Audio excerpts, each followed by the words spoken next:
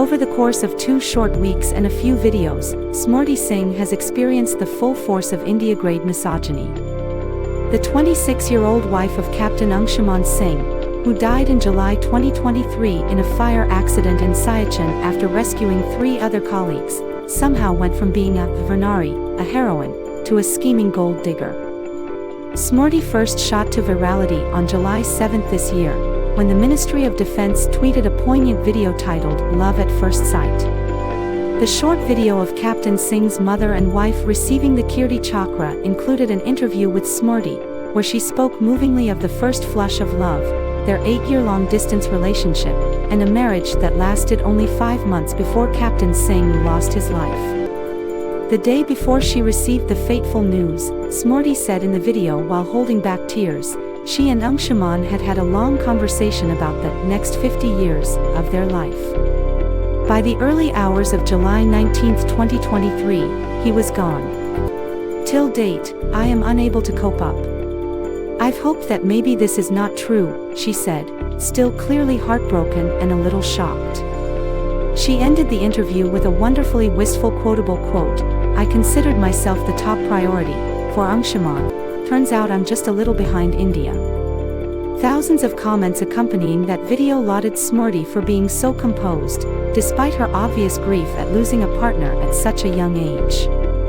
Some were tearful, some honored her stoicism, yet others proffered help. Sadly, that's how far the nation's empathy could be stretched.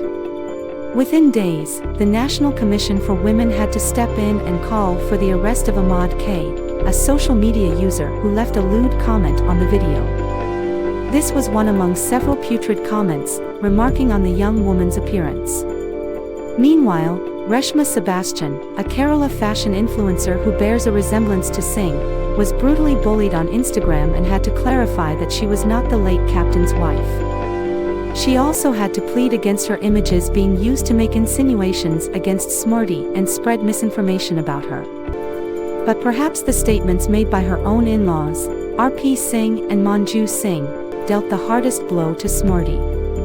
The tide began to turn somewhere around July 9th, when the late captain's parents met Rahul Gandhi in Ray Bareilly, followed by interviews with multiple media outlets.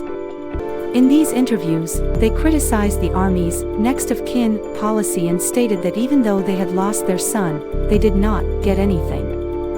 After sources in the Army clarified that the parents had actually received 65 rupees lakh, half of the Army Group Insurance Fund of 1 rupee crore, and nearly a third of the 50 rupees lakh aid announced by Uttar Pradesh Chief Minister Yogi Adityanath, the tenor of the interviews changed a little.